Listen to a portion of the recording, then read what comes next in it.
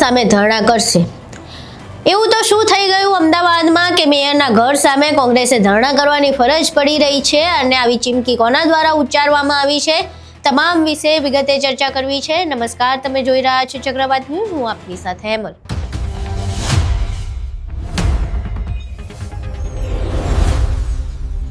આજથી 1.5 વર્ષ પહેલા તમે અમદાવાદમાં એક મેગા ડિમોલિશન જોયું હશે। એ મેગા ડિમોલિશન હતું ચંડોળા તળાવ આગળનું દબાણ ખાલી કરવાનું।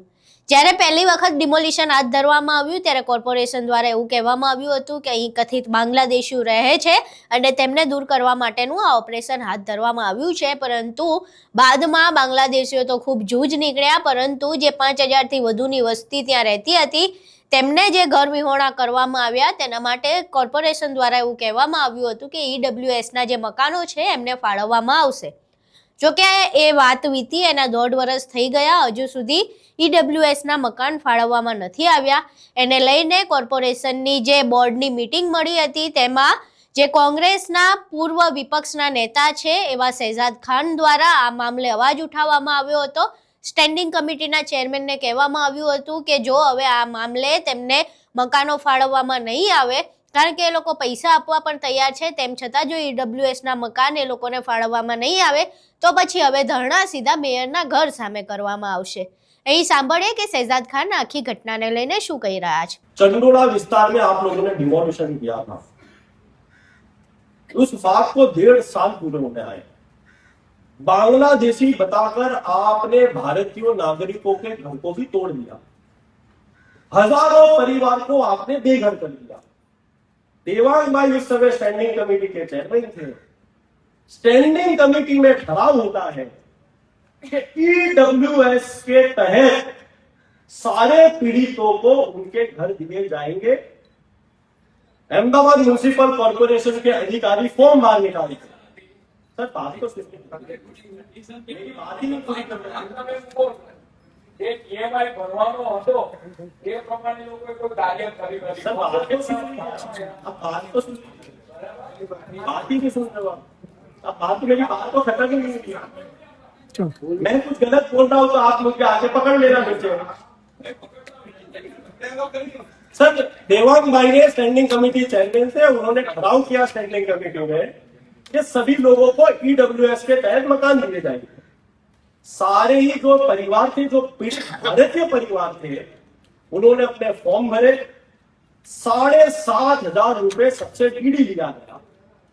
वो डीडी लेने के बाद आज वही परिवार, दिमाग में आपकी बात पे आ रहा हूं, वो परिवार कह रहा है कि इंस्टॉलमेंट हम भरने तैयार है, हम वहां पे कॉर्पोरेशन में चेक जमाने, पैसे जमा कराने तैयार है।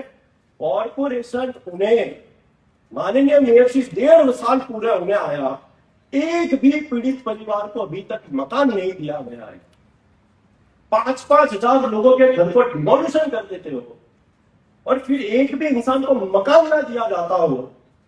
माननीय मेयर श्री, माननीय कमिश्नर श्री, ये कांग्रेस पार्टी की मांग है और ये चेतावनी भी है, जल्द से जल्द उन्हें मकान नहीं दिए गए तो माननीय मेयर श्री के बंगलों पर या कमिश्नर श्री के बंगलों पर रोज लोग आके वहां पर अपना आशियाना बसाएंगे कि यहाँ तो प्रधानमंत्री श्री, गृह मंत्री श्री खुद कहते हैं कि सभी लोगों को पक्का मकान देना हमारा सपना है। आवास योजना के नाम पर आप करोड़ों रुपए का बजट निकालते हो लेकिन लोगों को आवास ना देते हो, तो मैं समझता हूं कि ये भेदभाव की नीति आप बंद करिए। काफी बार रजूआत करने के बाद आज इस सदन में मुझे ये बात बोलनी पड़ रही है कि आने वाले समय में उन्हें उनके मकान दिए जाए। माननीय मेयर से आपने मुझे समय दिया, उसमें बहुत बहुत धन्यवाद। जय हिंद। અહીં તમે શહેજાદ ખાનને સાંભળ્યા। હવે સીધી જ રીતે બાંગ્લાદેશીઓના નામે જે ઓપરેશન આખું શરૂ કરવામાં આવ્યું હતું તેમાં મોટા ભાગના લોકો ભારતીયો જ પ્રભાવિત થયા છે અને દબાણ કરવામાં આવ્યું હતું। 100%ની વાત સાચી છે કે તળાવે દબાણ હતું, પરંતુ આટલા વર્ષોથી તેઓ ત્યાં રહેતા હતા એટલે એમને વૈકલ્પિક સુવિધા મળવી જોઈએ અને વૈકલ્પિક સુવિધાના નામે ઈડબ્લ્યુએસના મકાન ફાળવવાની પણ વાત કરવામાં આવી હતી, પરંતુ હજુ સુધી મકાન ન ફાળવાતા હવે કોંગ્રેસ લડી લેવાના મૂડમાં છે અને સીધું જ મેયરના ઘરે ધરણા દેવાની વાત કરવામાં આવી છે। હવે આ મામલે કોર્પોરેશન કોઈ નિર્ણય લે છે કે કેમ, કે પછી આપણે મેયરના ઘર આગળ ધરણા જોવા મળે છે, એ તમામ બાબતો પર નજર રહેશે. શહેજાદ ખાને જે વાત કરી એના વિશે તમારું શું માનવું છે? જે દબાણ દૂર કરવામાં આવ્યું હતું, ચંડોળાનું જે ડિમોલિશન હાથ ધરવામાં આવ્યું હતું, તેના વિશે તમારું શું માનવું છે? તમારા મંતવ્યો અમને કોમેન્ટ બોક્સમાં જરૂર જણાવજો. વિડીયો પસંદ આવ્યો હોય તો વિડીયોને લાઇક કરજો, શેર કરજો અને અમારી ચેનલને સબસ્ક્રાઇબ કરવાનું ભૂલશો નહીં. નમસ્કાર.